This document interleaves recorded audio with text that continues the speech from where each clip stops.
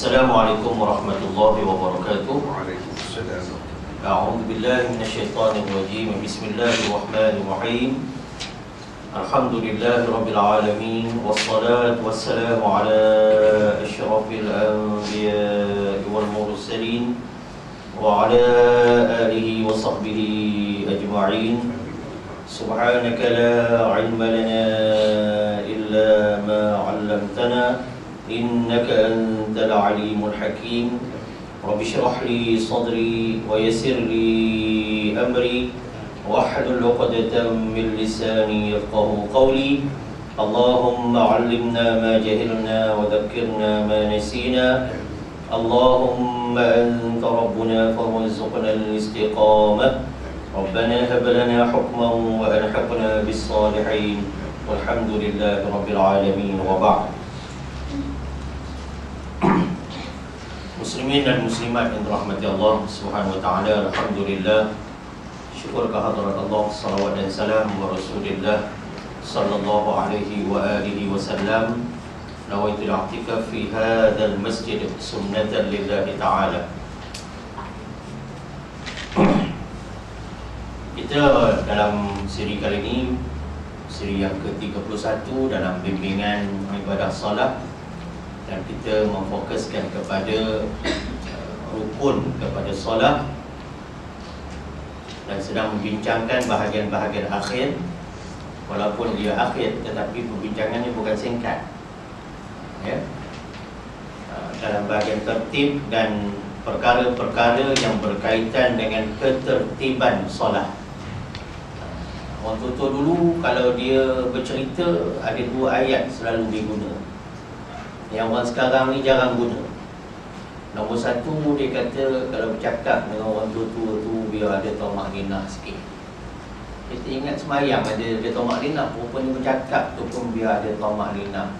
Biar kata orang jangan gopoh-gapah, ada ketenangan bercakap, ada pemfokusan bercakap. Kemudian dia kata satu lagi, cubalah tertib sikit duduk tu. Nah, bila dari segi adab akhlak, dia kata tertib sikit duduk tu dalam majlis. Ada orang tua-tua, ada orang alim, cuba tunduk tertib tu sikit.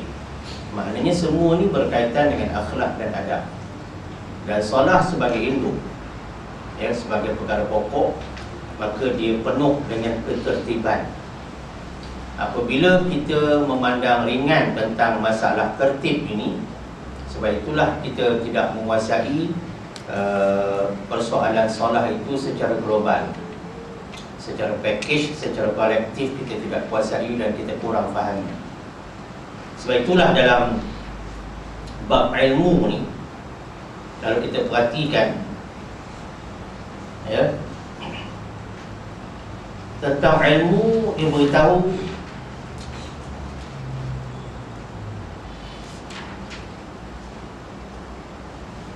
apa kata Nabi sallallahu alaihi wasallam,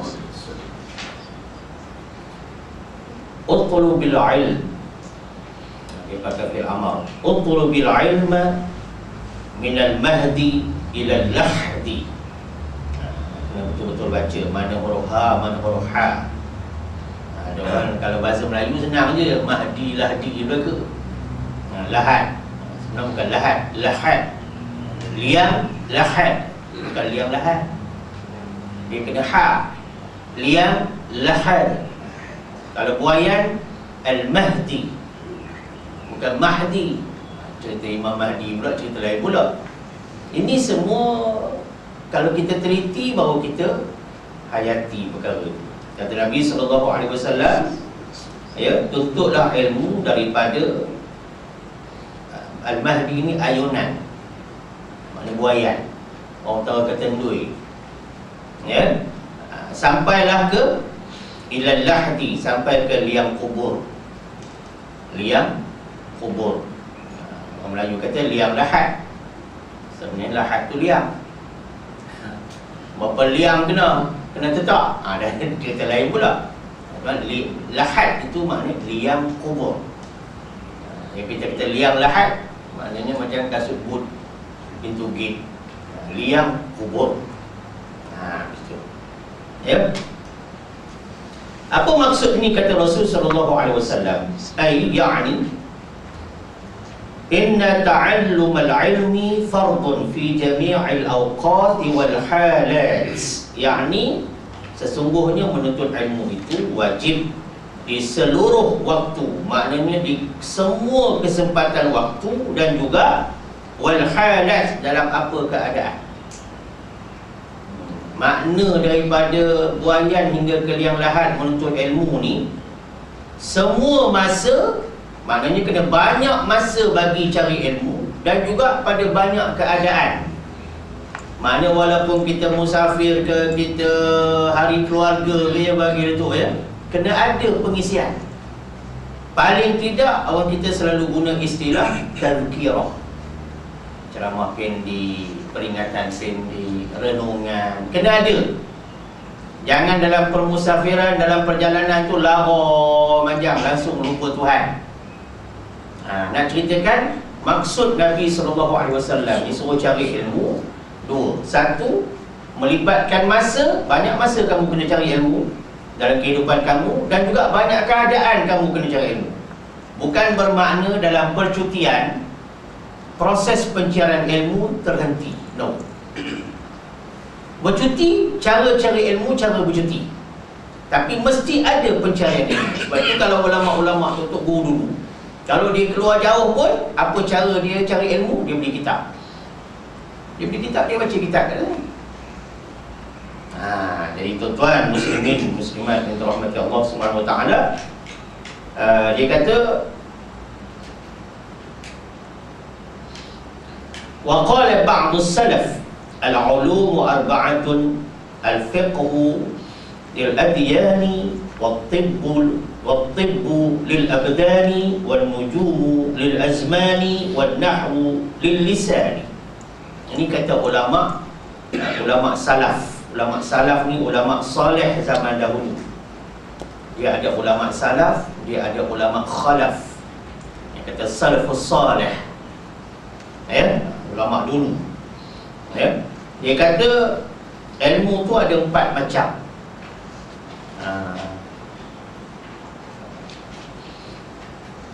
Tuan-tuan muslimin muslimat memang sedang mengikuti kuliah yang betul. Jangan pula kata, ini apa pula tajuk ni? Tertib. Ada kena mengena. Sebab kita nak gunakan seluruh kesempatan ni untuk kita menghayati ilmu tu. Macam mana kita nak kaitkan dengan solat tu nanti. Jadi dia kata ulama salaf ni ulama dulu, ulama salih zaman dahulu. Sebab tu dia guna salafus salih. Kita jangan dengar khalafus salih. Kita selalu dengar salafus salih. Mana ulama dulu. Ulama-ulama salih zaman dulu, dia kata ilmu tu ada 4 macam. Yang pertama dia kata al-fiqhu lil-adyan, iaitu ilmu fiqh. Ilmu fiqh untuk agama.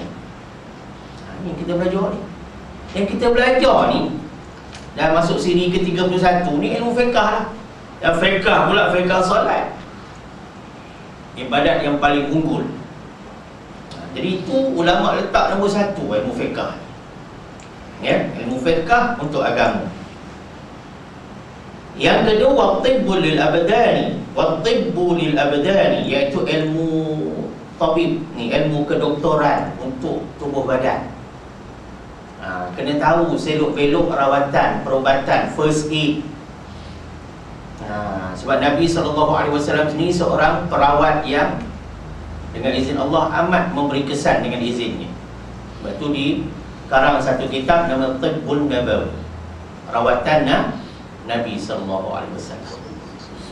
Jadi agama suruh belajar ilmu perubatan, sama ada yang formalnya MD, MBBS dan sebagainya, ataupun dari segi rawatan kerohanian. Rawatan kerohanian. Ada satu bekas, nak kata bekas nak murid ke Syekh ni, Syekh Ghazi, nak kata bekas nak murid ke? Bila dah lama tak mengaji nak panggil bekas ke tu? Kadang-kadang tak payah bagi bekas pun, sebab seolah-olah macam dia nak murid yang tak ada bekas. Kadang-kadang nak murid yang derhaka pula tu. Jadi bagi anak bukan anak murid lah. Bagi anak murid, dia mesti sampai ke tahap mendapat ijazah pada guru dan taat pada guru, beradab pada guru, berakhlak pada guru. Tapi kalau ciri-ciri itu tak ada, itu hanya bertopengkan agama saja. Ramai orang yang bertopengkan agama sekarang. Fitnah, adu domba dan sebagainya. Tiketnya agama. Kita tak nak macam itu. Jadi ada. Tapi ini bekas anak murid yang nak kata okey tidaklah, KK kot. KKO tidak. Dia kata kami nak ke Riau Ustaz. Kenapa?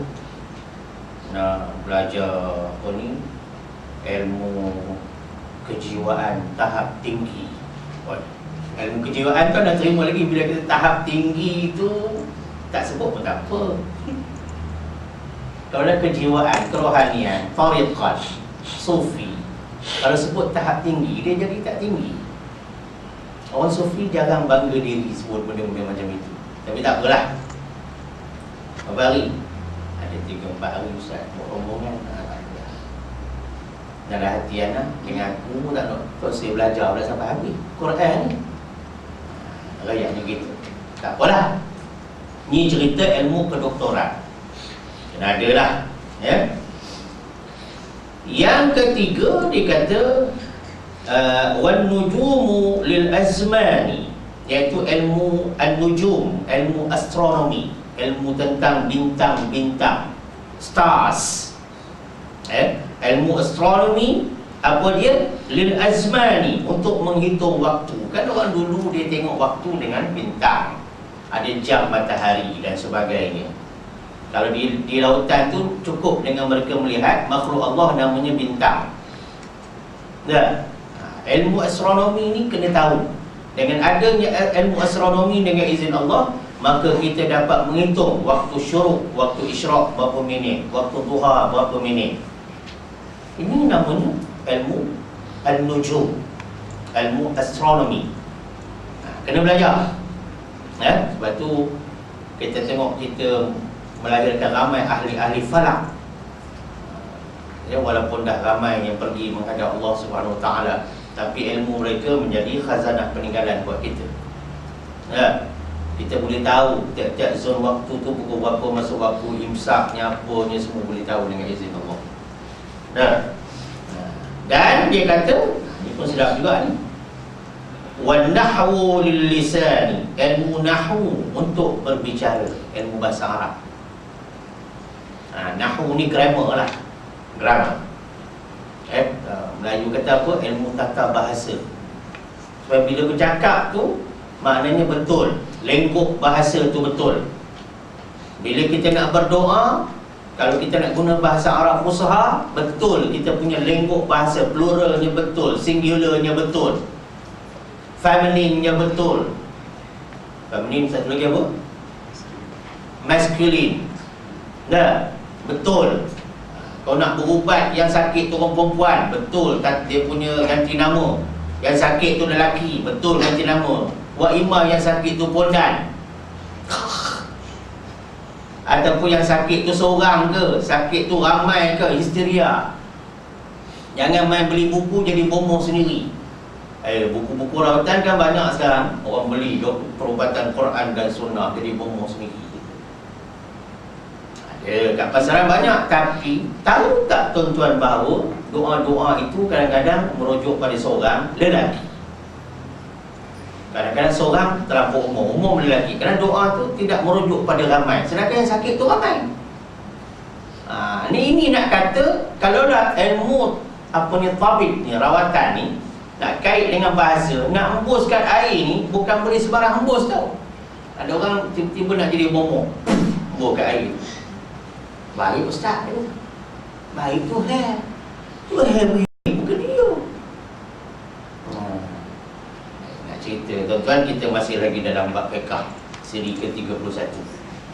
Cuma cerita ni orang jarang cerita, saya kena cerita. Dan muslimin muslimat yang dirahmati Allah Subhanahu Wa Taala, dia kata wa'lam anna tahsil al-ilmi ala naw'aini kasbiyyin wa sama'iyyin فالكسبي هو العلم الحاصل بمداومة الدرس والقراءة على الأستاذ، والسماعي هو التعلم من العلماء بالسماع في أمور الدين والدنيا. Baik, dia nak kata di sini Syekh An-Nawawi dia nak bagi tahu, ya.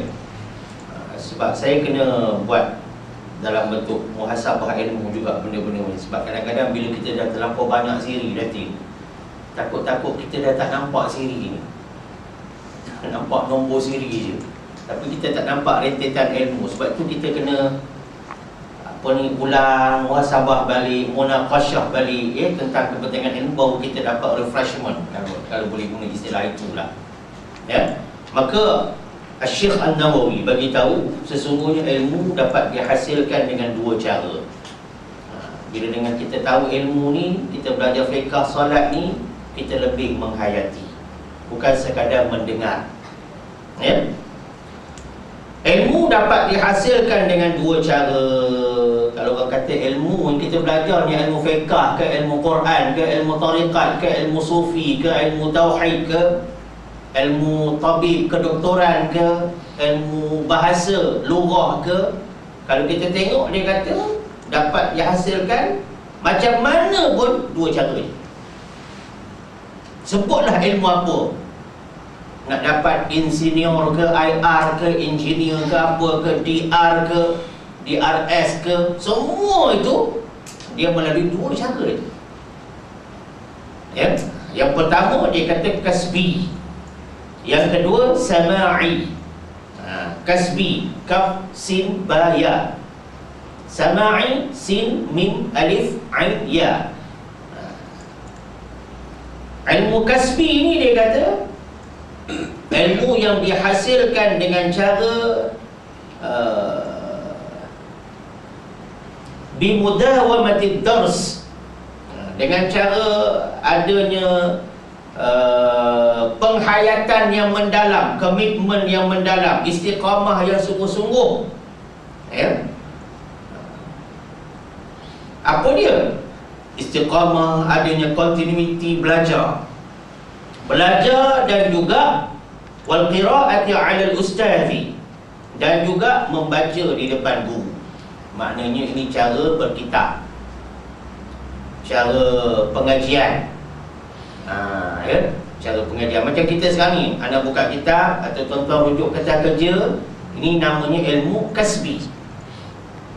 Bukan cakap gitu-gitu saja, tapi ada rujukan kita menurut mazhab Al-Imam Syafi'i rahimahullahu ta'ala. Kita membaca kitab-kitab menurut ijtihadiyah Imam Syafi'i rahimahullahu ta'ala. Maknanya belajar dan juga membaca di depan guru. Quran pun macam itu juga, tajwidnya ada, kitabnya ada, talaqi musyafahahnya, itu maksud dia. Fiqh pun macam itu, bila nak sebut angkat tangan macam mana, kita tunjuk cara. Dan bila sujud macam mana yang tak jadi, kaki kelepek macam mana yang tak jadi, kita tunjuk cara. Bacaan Fatihah macam mana yang boleh rosak, kita perdengarkan. Itu nama ilmu kasbi, ya. Dan dia kata ilmu sama'i pula, iaitu belajar daripada wa ta'allumu minal ulama, belajar daripada ulama, ya, bisama'i fi umuri ad-din wad dunya, dengan cara mendengar masalah agama dan juga masalah dunia. Perbincangan, diskusi. Dapat pada ulama, kita bincang. Contohnya forum perdana. Kata perdana pun, perdana ni patut satu je, Perdana Menteri satu kan. Pernah Tuan Guru Ana petikai kan istilah forum perdana, dia kata forum perdana gapo ke? Perdana Menteri saja. Kalau forum perdana ni isu yang betul-betul besar. Kalau yang lain tidak perdana, forum biasa. Itu orang bahasa punya bahas. Ya.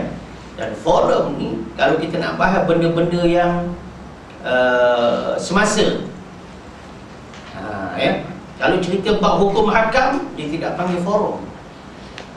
Nak cerita ni tu Tok Guru nak cerita lah, dia kupas masalah bahasa. Tapi tak apalah, nak katakan bahawa ilmu sama'i ni yang belajar daripada ulama, cara macam mana dengar masalah agama, soal jawab. Soal jawab agama ya, dia tidak semesti baca kitab ketika itu, tetapi soalan yang mendatang, soalan kadang-kadang spontan, dalam bentuk diskusi tentang apa? Fi umuriddin, tentang agama, dan juga wad dunya, dan juga dunia. Dan juga dunia. Ya. Dan yang sedap tuan-tuan, yang saya wajib kongsi dengan tuan-tuan, dan itu saya baca apa ni, tulisan Syekh An-Nawawi ni. Bukan tak ada modal, modal ada. Macam modal ada. Tapi rasa benda ni orang jangan cerita. Ya. Jangan cerita tu pula Datuk, bukan mana ada jalan sesat pula. Dia juga yang jangan cerita ni for members only. Tak kucing members. Agama ni semua orang membership dia, ya? Walaupun tak perlu serial number dia. Tapi nak ceritanya, ya, kalau dah for members only, kita nak tengoklah mana tidak member tak boleh masuk sebab pemikiran tak sama. Kalau Wahabi, tim Wahabi saja. Dia tak bercampur orang. Orang lain semua tak betul. Ya? Nampakkan doa akhir tahun pun tak boleh baca ni, Datuk, apa hal? Tampurkan dia ustaz-ustaz macam ni. Doa akhir tahun pun tak bagi baca. Bid'ah. Tapi baca doa apa? Doa makan je. Doa mentah ke darah dia nak baca. Doa-doa lain ni yang sesama, yang babi punya sesama ni tak boleh baca doa. Babi sesama tu. Babi memang binatang sesama sepanjang hayat. Lelih hidung. Habis sekarang orang nak baca qunut nazilah. Dah. Kena baca doa. Ya. Saya memang anti 100% lebih dengan pokok Wahabi.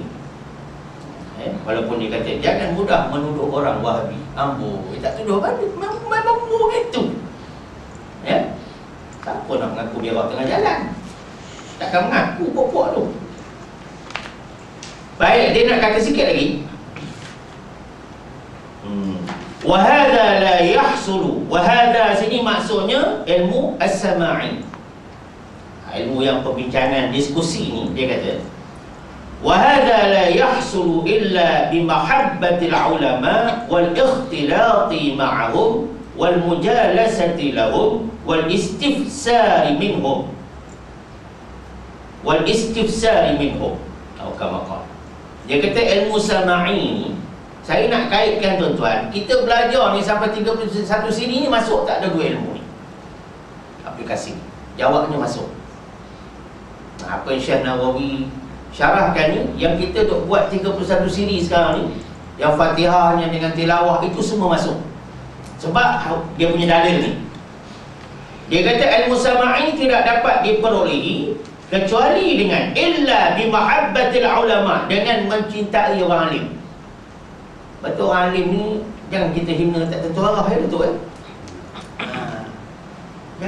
Jangan kita kata ini orang ni begini. Jangan. Kalau awak tak tahu siapa dia, ya, dah tentu nampak dia punya kealiman dia, tiba-tiba awak nak petikaikan. Tapi kalau anda nak bertopeng ke agama, memang wajib kita petikaikan dia.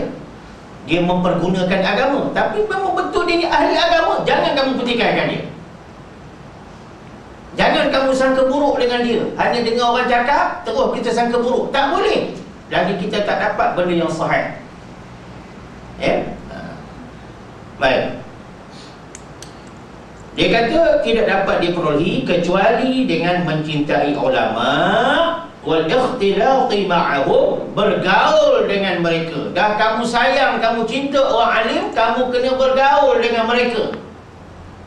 Ini tidak bergaul, tidak apa, terus tuduh. Tak boleh. Kamu kena bergaul dengan mereka. Bergaul dengan, sebab itu orang dulu lepas mengaji dia ada minum. Kita ada minum ke pagi? Tak ada. Lain kali ada lah tu. Edisi bulan Jun 2009. Ulama dulu, dia lepas ngaji-ngaji dia ada minum. Sebab melalui minum tu ramah mesra akan hasil. Dan dari situ Tok Guru akan dapat menghafal nama anak murid masa minum. Dari mana ni? Oh, saya gini. Oh, lama dulu di situ. Masa mengaji mana boleh tanya macam tu, buang masa.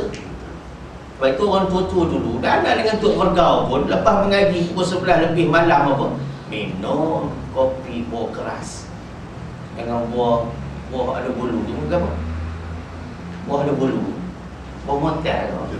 Motel makan cerita. Kalau makan martabak ke, minum teh, moga dia potong cerita. Ya, Allahu Akbar. Bergaul dengan mereka. Kemudian dia kata wal mujalasati lahum. Ni bercampur dengan mereka. Tadi bergaul, ni campur pula. Lain tu rupanya dalam bahasa Arab. Bergaul dengan mereka, bercampur dengan mereka. Kalau bergaul ni mungkin ada orang ramai lagi, tapi kalau bercampur ni dia lebih bersifat personal. Bercampur dengan mereka. Itu yang isteri Tok Guru Ana, dia kata anak-anak murid ni ustaz, dia kata masa Tok Guru hidup aja kenalnya. Tok Guru dah tak ada ni, sisi baru tu dia tegur kita. Dah kita ni, dia tidak siapa kita isteri pada Tok Guru dia saja. Tapi muka Tok Guru pejam mata, tak kenal lah kita. Apa lagi nak ziarah kubur dia. Maknanya anak murid ni nak ke ilmu Tok Guru saja, tidak hormat pada keluarga Tok Guru. Sebab siapa? Tidak ada percampuran dengan ulama. Ingat kita ilmu sama ini kamu kena macam itu, ya? Dan dia kata, dan kamu wal mujalasati lahum, kamu kena duduk dengan mereka. Kena duduk dengan mereka. Maknanya ada masa bersama mereka. Ini Syekh Nawawi bagi tahu ni, bukan Ustaz Rusli cakap suruh buat dengan dia macam itu. Tidak, Syekh Nawawi bagi tahu suruh buat macam itu. Sebab itulah kita pergi buat makan tu lah tu, makan Tok Vergau, itu tujuannya. Dan anda dah jumpa keluarga dia, terima kasih banyak lah. Maksud isteri arwah Tok Vergau, terima kasih banyak lah. Nak cerita, ya. Kalau saya ingat Tok Guru ni 2 orang kalau sungguh-sungguh dia kata. So start, sebelum buat makan lagi, seorang lagi ada anak murid daripada Brunei. Orang lain ni masa Tok Guru hidup aja nak boleh ilmu Quran. Lepas tu gitu lah. Gitu. Nanti bila saya pula nanti tak tahulah berapa ramai anak murid yang ingat kat saya. Masa sekarang ni ramai lah. Tukang kat beg, tukang belanja makan, tukang belanja buat jalan, tukang belanja buat CD, ya. Belanja beli itu, beli ini. Ustaz, mungkin ke? Tidak mungkin. Nak royak. Supaya ingat tu biar sepanjang zaman. Tidak masa Tok Guru ada saja nak royak ni. Cakap tu kita bukan kata minta lebih lagi, tidak, tapi ini ada. Ya. Dan dia kata ilmu sama ini juga apabila kamu wal istifsari minhum, bila kamu meminta penjelasan daripada mereka. Kalau kamu tak faham apa-apa, walaupun bukan dalam majlis, di luar majlis, kamu bersama mereka, kamu tanya masalah dengan mereka. Mungkin dalam majlis tu ada isu-isu yang Tuan Guru sebut, kita nak tanya kurang sesuai, sebab Tuan Guru kata dia nak cepat. Ini kalau Ustaz kata nak cepat, tol lagi 3 lagi sebelum masuk pintu kereta. Ustaz, tanya sikit boleh? Sikit je. Tol 1, tol 60 sen. Tak pasal dekat nak pakai seliput, Ustaz, sikit lagi boleh? Sikit. Orang lain pula, tol RM1 10 sen. Dah kata dah tadi, saya nak cepat ni. Saya nak cepat. Dah, tol 3 lagi. Sikit-sikit lagi Ustaz boleh? Itu kalau Tok Guru Ana tak faham. Dia cakap gitu, tak faham. Aku nak cepat. Gitu. Itu yang bila kadang-kadang dia ajar kami tu, patutnya mengaji, tiba-tiba dia kata aku nak tubik. Tidak mengaji lagi. Oh, Ustaz motor. Kemudian saya ke buruk pun kena minta maaf balik dengan Tok Guru sebab mengubah. Saya nak ceritakan Kadang-kadang ada isu yang guru sampai dalam kuliah kita tak ada kesempatan nak tanya. Bila ada kesempatan kita bergaul dengan dia, Ustaz, maafkan saya kalau saya menyalahi adab. Saya nakkan penjelasan kepada Ustaz, apa yang Ustaz maksudkan dalam kuliah sebelum ni, di tempat ini, dengan istilah ini, kalau tidak keberatan. Oh, saya tidak bersedia lagi nak jawab. Oh, tak apa Ustaz. Oh, benda ni kena klik kitab, kena tengok kitab. Okey, tak apa. Assalamualaikum. Waalaikumsalam. Begitu. Jangan pula kat belakang tu macam, tak apa-apa Ustaz, kita tanya tak nak jawab. Jangan macam tu. Tak tahu lah tu. Tak tahu lah tu. Dosa besar tu. Dosa besar tu. Ustaz lain jawab, saya kata. Ustaz lain jawab sebab dia dah silibus tu. Tak, tuan-tuan, ni namanya ilmu sama'. Nampak tak beza ilmu kasbi dengan ilmu sama'i? Ilmu kasbi, kita mentelaah kitab, syarah kitab, kita buat. Ilmu sama'i, soal jawab. Ya? Saudara muslimin muslimat yang dirahmati Allah Subhanahu wa taala, itu nak kata mukadimah ke, nak kata 3 suku dimah ke, rasanya perkara pentingnya untuk kita ketahui. Dan dari segi fiqhnya dia kata,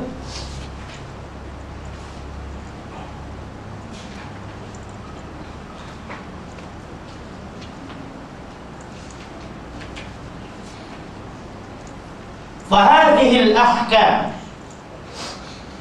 kita mengaji ni, ahkam ni dia jamak, dia plural. Hukum-hukum yang kita mengaji selama ni, dia kata, al-mazkuratu, yang telah disebutkan, yang dah bincang selama ni, daripada siri 1 sampai siri 30, kalau bab rukun semayang ni, ya, dia kata, kulluha yalzamu kulla muslimin ma'rifatuha wa yajibu talabuha walau bis-safar ila baldatin ba'idah. Allahu Akbar. Dia kata semua yang dah disebutkan selama ni wajib bagi setiap orang Islam, lelaki dan perempuan, untuk mengetahuinya. Wajib. Wajib tu maknanya macam mana ya, Syazmi? Mana kalau suami datang, isteri pun kena datang, kalau tak ada unsur syar'i. Dan kalau bapa datang, mak pun kena datang. Sebab kita mengaji ni bab untuk memperbaiki ibadat solat. Dia tak sama dengan, walaupun majlis agama yang lain, tapi dia ada dia punya ranking dia. Tak sama. Ya? Wajib untuk semua orang lelaki dan perempuan Islam mengetahuinya, dan wajib untuk menuntut. Wa yajibu talabuha, wajib untuk menuntut, mencarinya, mencari tahu, mempelajarinya, walau bis-safar, walaupun dengan cara harus pergi keluar bermusafir, ila baldatin ba'idah, walaupun kena cari itu di tempat yang jauh sekalipun. Kalau kamu jahil sekeluarga tentang ilmu ini, di tempat ini tak ada, kamu wajib keluar pergi tempat jauh cari. Kalau di masjid, di surau kita tak ada orang nak mengajar Quran betul-betul, di tempat lain ada, kamu wajib keluar sekeluarga pergi. Jadi maknanya kalau kita outing, kita boleh cuti ya, holiday dan sebagainya, family day dan sebagainya, kita boleh keluar dalam konvoi 4-5 buah kereta. Yang pergi masjid surau, kereta yang depan tu aja. Yang 4 lagi ni kira nak berjalan mengambil duit je. Boleh tontong, dia kata. Ya. Tapi kalau pergi mengaji, tidak pula. Naik motor kapcai. Punya tak nak bawa orang. Dia kata, bukan Ustaz, ni nak dapat pahala banyak. Pahala banyak-banyak ke?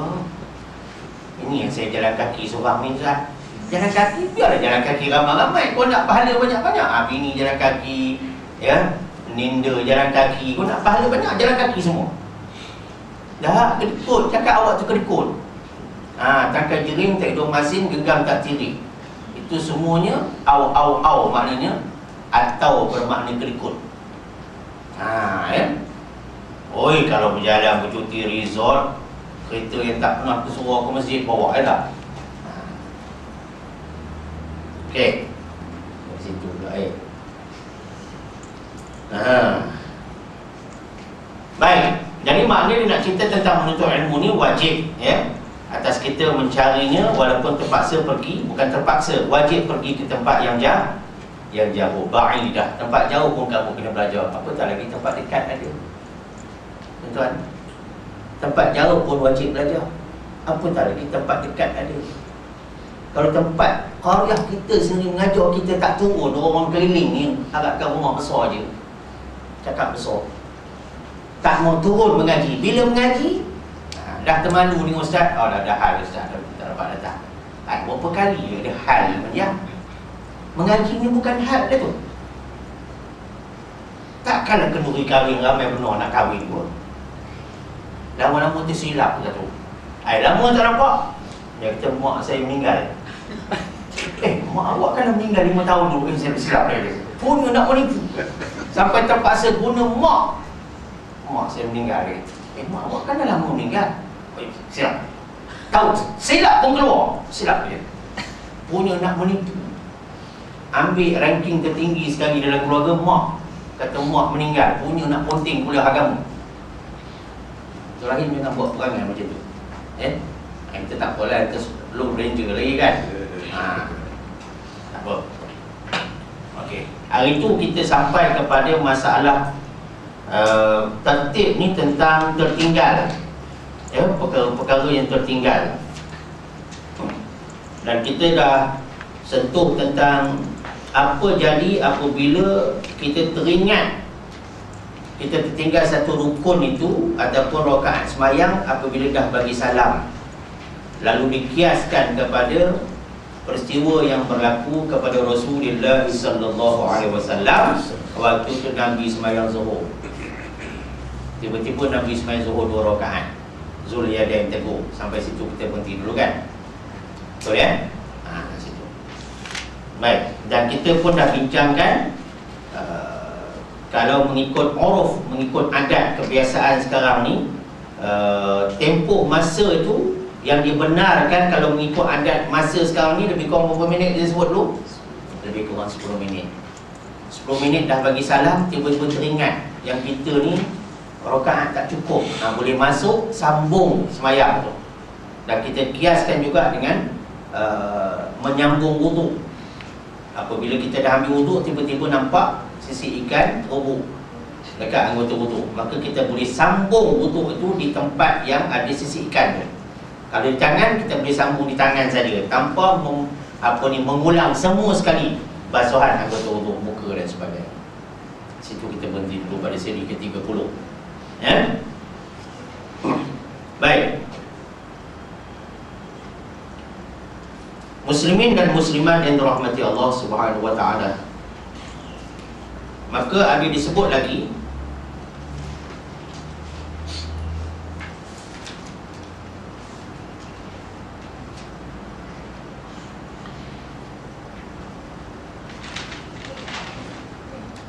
ada disebut sini tambahannya.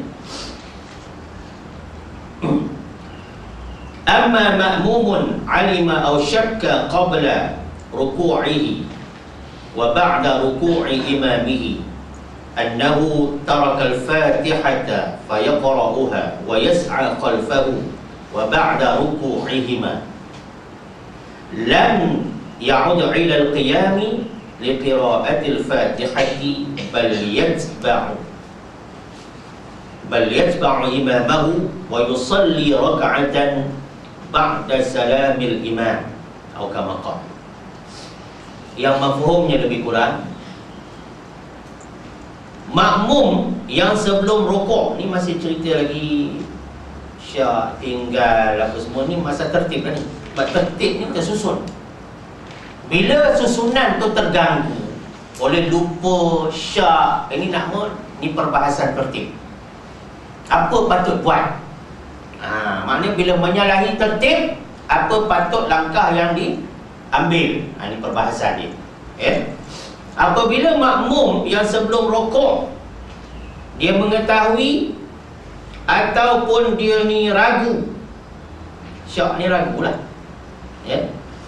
bahawa dia belum membaca Fatihah, dia ni belum rokok lagi, ni dalam sembahyang berjamaah, dia belum rokok lagi, ya, dan dia ketahui ataupun dia ragu, tahu ni maknanya confirm lebih 50%, tapi ragu ni 50-50, ya, yang dia ni belum membaca Fatihah, tetapi waktu itu imam sudah rokok. Imam dah rokok, makmum belum rokok, maka tindakan yang was-was tentang tertib rukun ini, maka makmum dia kena baca Al-Fatihah dahulu. Dia kena baca, habiskan Fatihah, bukannya separuh jalan. Ini maknanya dia apa ni? Dia muafiq, dia memang berserta dengan imam. Tapi entah macam mana hayal ke, tak tahulah. Begitu.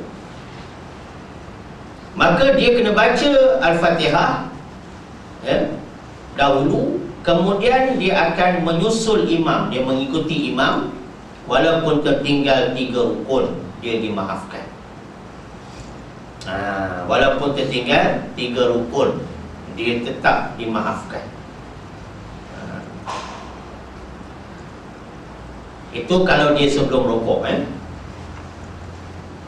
Kemudian kalau dia teringat sesudah dia dan imam rokok, sekarang ni imam rokok, dia rokok, baru teringat.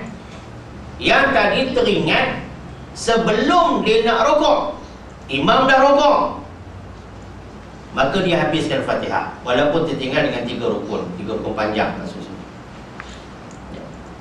Masalah kedua pula dalam masalah ketertiban solat ini, dia imam rokok, dia rokok baru teringat, maka tidak perlu dikembali berdiri untuk membaca Fatihah, melainkan terus mengikut imam. Kemudian dia akan menambah satu lagi rakaat sesudah ba'da salamil imam, sesudah imam memberi salam, tambah satu lagi rakaat. Maknanya ikutan dia ketika rokok tadi sebagai mengambil fadilat jamaah, tapi rakaat itu tidak dikira.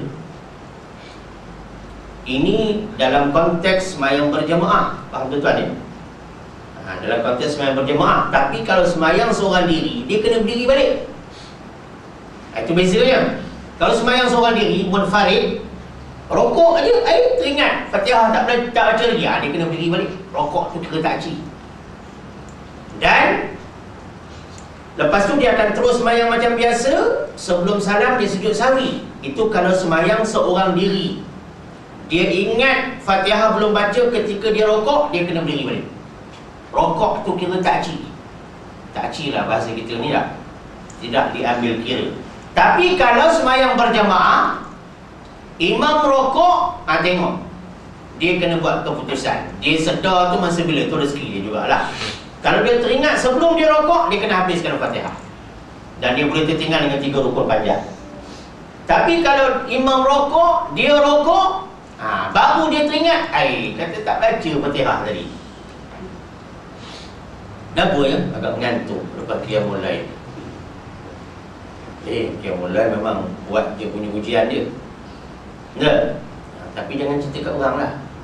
Nampak puyu je, manjakan puyu, qiyam malam tadi lah. Allah, sayang lah, ramai kawan-kawan kita tak datang lagi. Amboi, dah ada suuzon dekat situ dah. Dia pandai suruh orang datang je, dia tak datang. Dia tu siapa? Nak cerita, jangan macam tu. Takut nanti kerang kosong balik lah. Kosong tak pun, negatif takut. Kata Allah, lemahan saya lah. Saya memang lemah betul, iman dia lemah. Sebab itu semayang ni dia tolak, boleh terlelam dengan semayang. Itu baru teringat, Fatihah tak baca.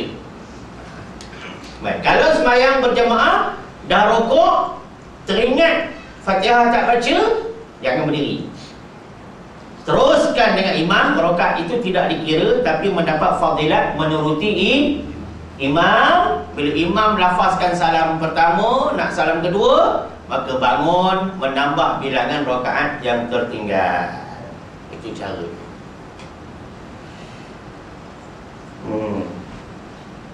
Faham tuan? Faham ya? Baik.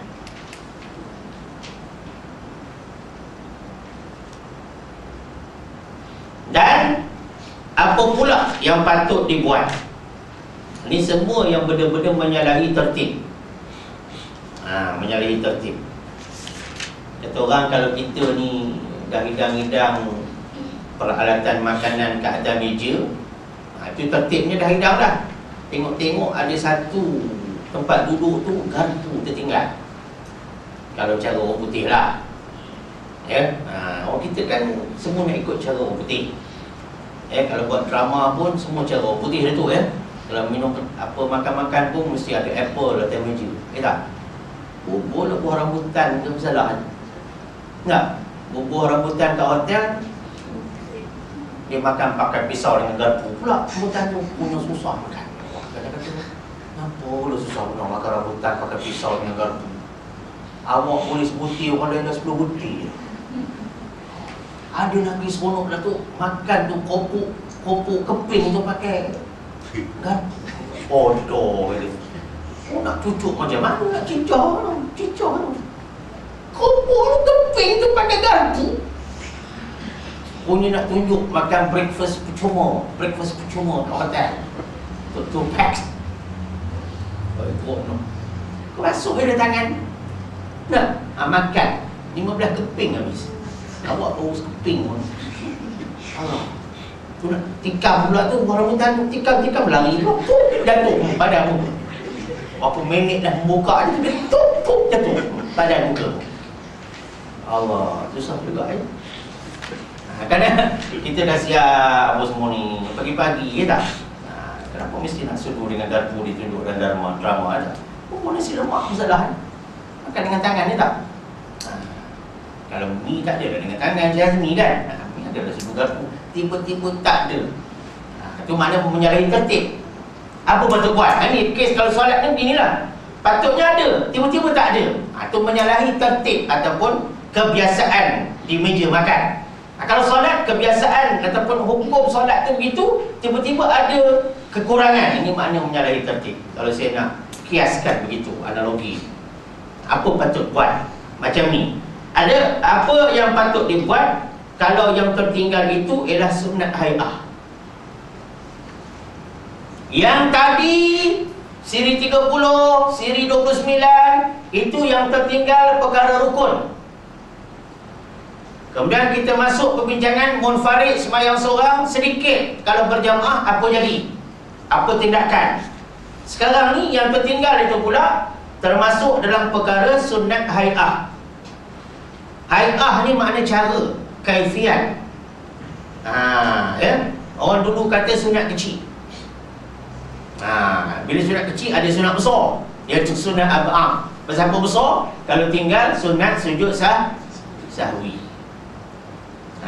Jadi di satu negeri Perak, ya, sembahyang raya, imam yang seronok tu, imam kan sebelum sembahyang raya dia ada briefing dulu. Lepas ucapan JKKK berapa K tu, ya. Sekarang JKK pula ada dua, JKKK 1, JKKK 2 pula, lain-lain pula haluan pula sekarang ni, ya. Nak berucap, lepas berucap itu sebelum nak sembahyang tu, Pak Imam dah seluruhnya, imam besar dah tu, ya. Imam kecil, orang tak boleh cakap tu, imam besar bagi dia punya briefing. Sembahyang raya kita begini, dengan niatnya begini, dengan lafaznya begini, dengan rakaat pertama dengan 7 kali takbir. Tapi tak sebut tasbih berapa. Ini saya kata silap imam ni.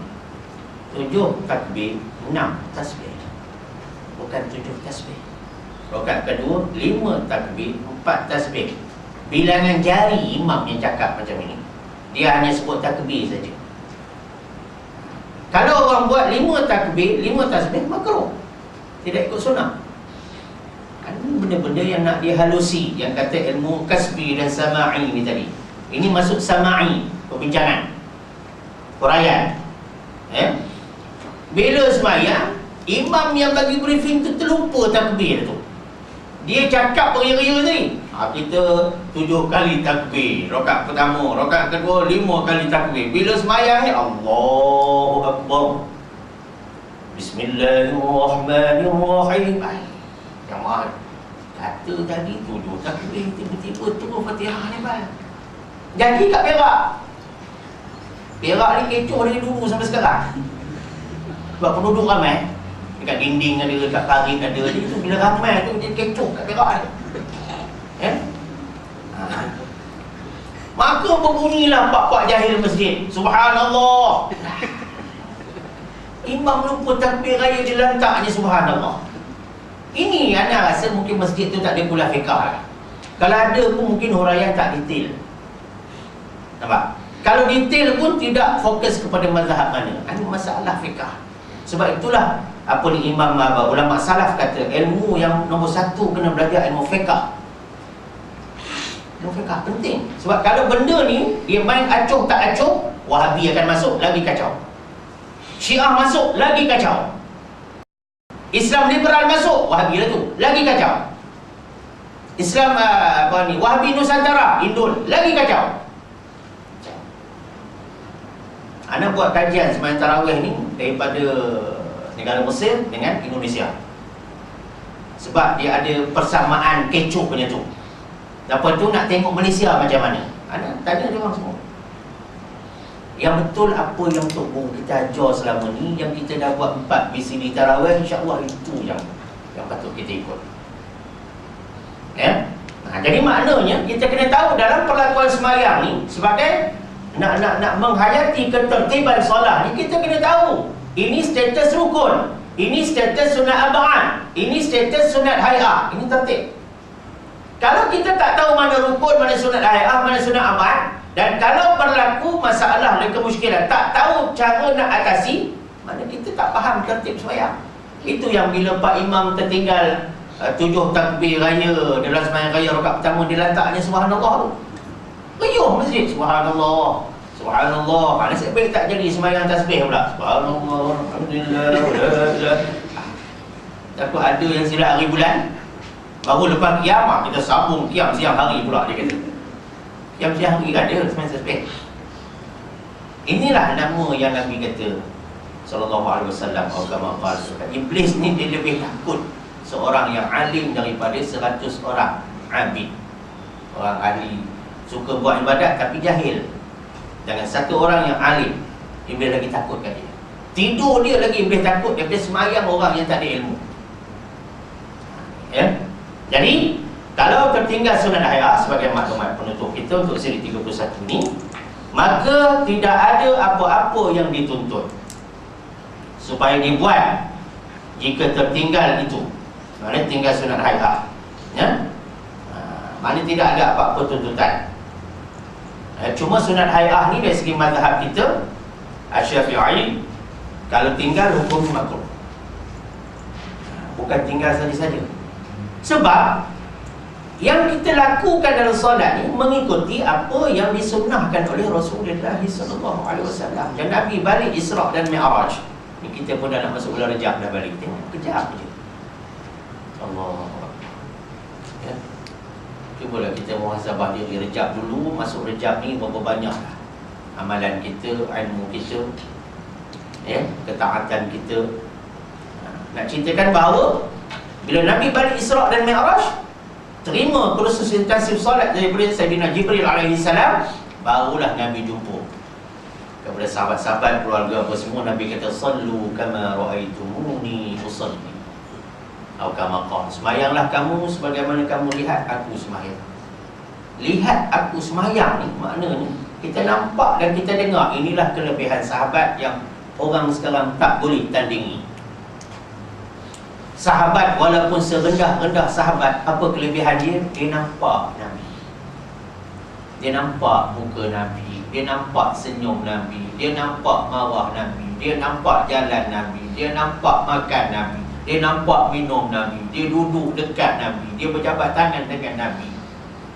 Rambut Nabi tak pernah jatuh ke bumi. Sahabat Nabi Anas bin Malik, tukang simpan rambut Nabi, Lama-lama sahabat minta kat dia, Nas, satu bagi, Nas tu bagi.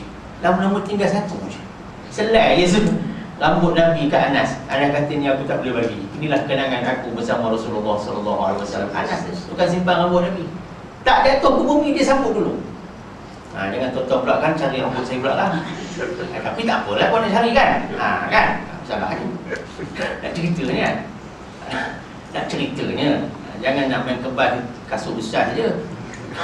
Dia kata kasut besar diberkat, dia kata banyak tempat pergi, jadi saya izinkan saya mencurinya. Kau curi, kau bagilah kasut yang 4-5 kali ganda harga lah, sedap sikit kita pakai kan. Lepas tu curi dah lagi. Moga mujarab dia mesti surah Barisan mujarab dia ambil berkat, ambil kasut aku. Tapi jangan buat gitulah. Kita pun dah juga kasut yang selalu pergi masjid ni pakai kan. Kita ada kita punya pakaian-pakaian yang tertentu. Jangan macam ni ya. Kat situ begini. Okey, ni sunat hai'ah. Nak ceritanya, contohnya macam tadi di Perak tu, yang imam terlupa takbir raya rakaat pertama tu, tak perlu subhanallah, tak perlu tegur apa pun, dan tak perlu pula seorang pula pergi angkat subhanallah, alhamdulillah, la ilaha illallah, Allahu akbar. Yang tadi subhanallah, ini letaknya tasbih tu tak dibacanya. Maknanya dia keliru antara nak tegur cara subhanallah ke nak tegur cara bacaan. Adakah takbir 7 kali, tasbih 6 kali, semayang raya rakaat pertama, raya Aidil Fitri wa Aidil Adha, kesalahan itu adakah termasuk dalam fi'li ataupun qauli? Dia keliru. Yang tegur subhanallah ni dia ingat itu fi'li, perbuatan. Yang tegur subhanallah, alhamdulillah, la ilaha illallah, Allahu akbar, la haula wala quwwata illa billahil aliyyil azim. Bagi kepala dia. Orang lain tak bunyi, pula tipu bunyi sini. Sebab dia ingat kesalahan takbir itu lisan. Rupanya dua-dua jahil murakab, tak belajar fiqh. Tak perlu tegur, biarkan saja imam tu begitu. Biar rakaat kedua Ustaz, kau tak tegur kan buat tinggal lagi. Subhanallah dulu dia. Dah biarkan aja. Apa ni ingat letak dia lah. Habis kalau dia dulu tasyahud akhir macam mana Ustaz? Kita nak subhanallah dulu supaya ingatkan dia sujud sahwi. Apa pula sujud sahwi sunat hai'ah? Tak apa sujud sahwi, rupanya tinggal takbir. Tak belajar fiqh ke? Setiap malam boleh ceramah masjid kami Ustaz. Dah jawab soalan. Saya tanya nak minum ke? Yang jawab aku dah makan buat apa? Jawab soalan. Masjidmu ada mengaji fiqh betul tak? Dia duk kata masjid dia setiap malam dia ceramah, dia kata. Oh, ustaz keluar TV, ustaz masuk TV, semua ada, dia kata. Inilah tuan-tuan, gurau tetap gurau, tapi mudah-mudahan kita dapat mengamati apa yang kita kongsikan bersama pada siri ke-31 ni. Saya rasa sampai sini dulu untuk siri kali ini. Yang baik daripada Allah silap nama saya sendiri. Wabillahi taufiq wal hidayah. Assalamualaikum warahmatullahi wabarakatuh. Bismillahirrahmanirrahim. Allahumma arhamna bil Qur'anil Karim waj'alhu lana imaman wa nuran wa hudan wa rahmah bi rahmatika ya arhamar rahimin. Walhamdulillahi rabbil alamin.